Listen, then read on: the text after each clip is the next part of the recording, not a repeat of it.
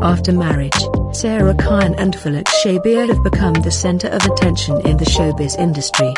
Because many people believed that Sarah Khan would be the bride of actor Ali. But one day she shared the news of her engagement with singer Felix Shabir to her fans and also the wedding pictures in a few days.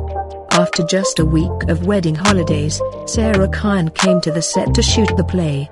And in just a few days, the drama serial Ragzi Bismil with actor Imran Ashraf will be aired on Hum TV. And while her husband, on the other hand, is busy composing his new songs.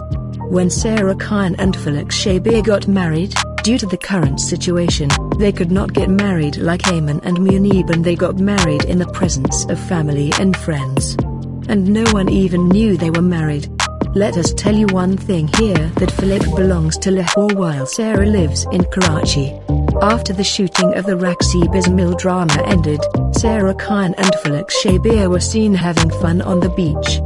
And from there, she shared her beautiful pictures on social media with her fans on Instagram. So, let's take a look.